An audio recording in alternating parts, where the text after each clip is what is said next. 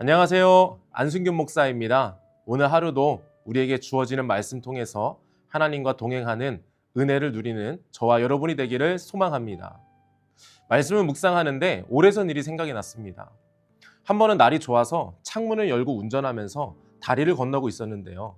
그 다리는 일방통행에 한쪽은 사람이 도보로 다니는 다리여서 사람과 차의 간격이 좀 가까웠어요.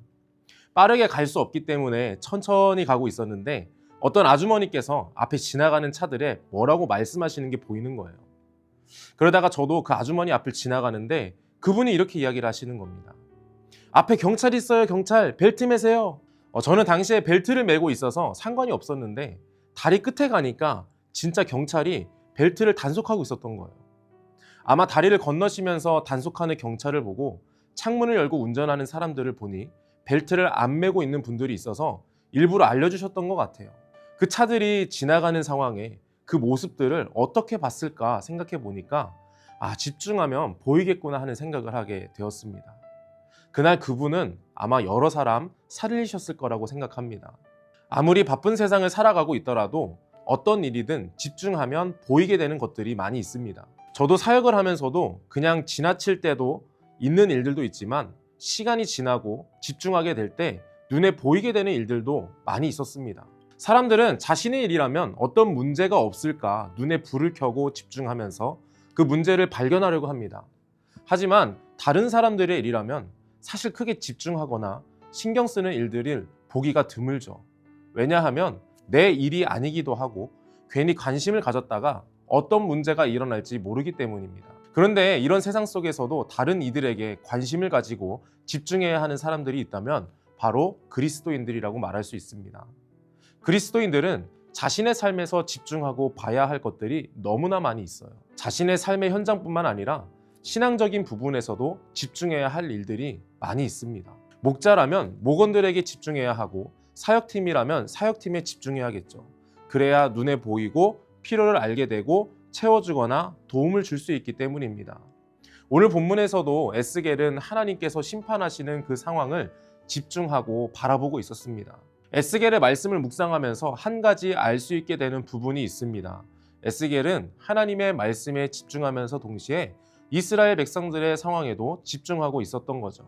그렇기 때문에 그들의 문제가 무엇인지를 볼 수가 있었던 겁니다. 그리고 에스겔은 어떤 마음을 가지고 있는지 묵상하는 우리에게도 에스겔에 집중하면서 그 마음이 보이게 됨을 경험하게 됩니다. 집중하면 눈에 보입니다. 그런데 보이는 것에서 끝나면 안 되겠죠. 남들은 다 보지 못하는데 그리스도인들은 눈에 보인다면 그것은 이미 그들과 다르다는 것입니다. 그래서 그 다름을 드러내는 저와 여러분이 되기를 주님의 이름으로 소망합니다. 하나님께서 이스라엘 백성들을 심판하시는 장면에서 두 가지 다른 장면을 발견할 수가 있습니다. 한 장면은 심판을 받는 사람들과 심판을 받지 않는 사람들입니다.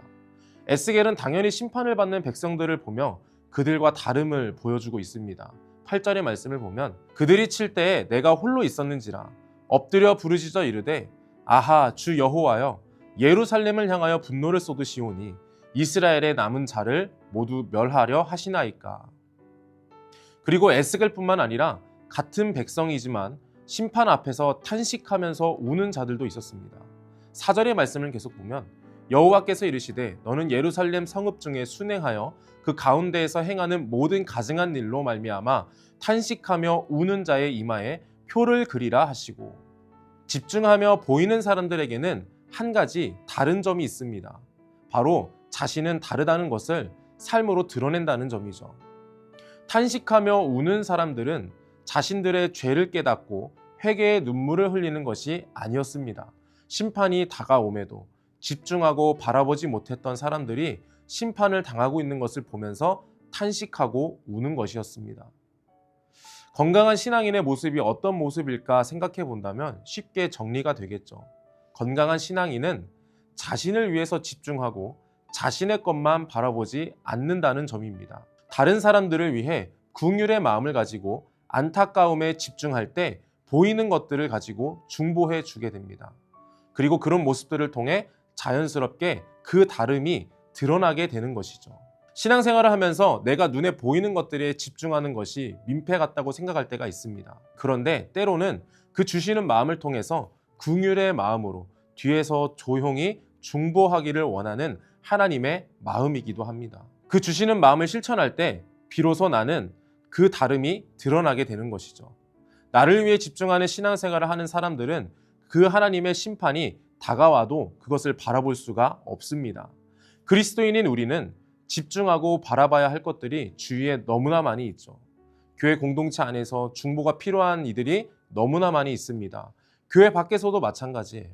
가정에서나 직장 환경에서 그리고 관계적인 모임에서 그리스도인으로 집중한다면 그들을 통해서 그 환경을 통해서 기도할 것들이 보이게 됩니다. 그러면 에스겔과 이마에 표를 받은 사람들처럼 울며 탄식하는 마음으로 그들을 위해 그 환경을 위해 중보할 수 있게 되는 것이죠. 하나님의 일하심과 진정한 은혜와 사랑을 경험하고 싶다면 나에게 집중하고 나를 바라보는 신앙이 아닌 눈을 돌려서 내가 속한 공동체를 바라볼 수 있기를 바랍니다. 그러면 하나님께서 주시는 마음으로 다름을 드러내는 삶을 살아가게 되는 줄 믿습니다. 그런 삶을 살아가는 저와 여러분이 되기를 소망합니다. 오늘 우리는 다름을 드러내자라고 함께 말씀을 나누었습니다. 하나님께서 이스라엘 백성들을 심판하신 결정적 이유가 본문에 있습니다. 9절의 말씀을 보면 그가 내게 이르시되 이스라엘과 유다 족속의 죄악이 심히 중하여 그 땅에 피가 가득하며 그 성읍에 불법이 찼나니 이는 그들이 이르기를 여호와께서 이 땅을 버리셨으며 여호와께서 보지 아니하신다 함이라. 이스라엘 백성들은 자신들이 하나님께 집중하지 않고 하나님을 바라보지 않았습니다. 그래서 그들은 하나님도 자신들에게 집중하지 않으시고 바라보지 않으신다고 판단을 해버린 거죠. 이스라엘 백성들은 하나님과 자신들은 다를 게 없다고 생각했습니다. 그러나 그것은 완전한 오판이었죠. 하나님은 그들과 다르셨기 때문입니다. 그리스도인으로서 이 땅에서 세상과 다름을 드러내지 못한다면 하나님의 마음과 뜻을 당연히 알 수가 없겠죠. 우리가 이 땅 가운데서 그리스도인으로 다름을 드러내는 삶을 살 때 비로소 하나님의 마음에 합한 자가 될 수 있습니다. 그 하나님의 마음과 뜻에 집중하고 바라볼 수 있기 위해서 말씀과 기도에도 집중할 수 있기를 바랍니다. 그리고 하나님의 마음으로 세상을 바라보고 공동체에도 집중할 수 있기를 바랍니다. 그러면 하나님께서 주시는 긍휼의 마음, 탄식의 마음으로 중보하면서 복음의 삶을 감당하게 되리라 믿습니다. 오늘도 기도가 절실히 필요한 사람들이 너무나 많이 있습니다. 하나님께서 주시는 마음으로 그들을 바라보고 중보에 집중하면서 그 다름을 드러낼 수 있는 그리스도인의 삶이 되기를 주님의 이름으로 축원합니다. 제가 잠시 기도하겠습니다. 하나님 아버지 감사합니다. 오늘 우리가 이 하루를 시작하면서 주어진 말씀 붙들고 우리의 주위에 기도가 필요한 이들, 도움이 필요한 이들이 있다면 하나님이 주시는 그 마음을 통하여서 실천하면서 복음의 삶을 감당하는 우리 모두가 되게 하여 주시옵소서. 하나님께서 감당할 수 있는 능력을 주실 줄 믿습니다. 하나님의 일하심에 동참하며 쓰임받는 믿음의 삶이 되게 하여 주시옵소서. 예수님의 이름으로 기도합니다. 아멘.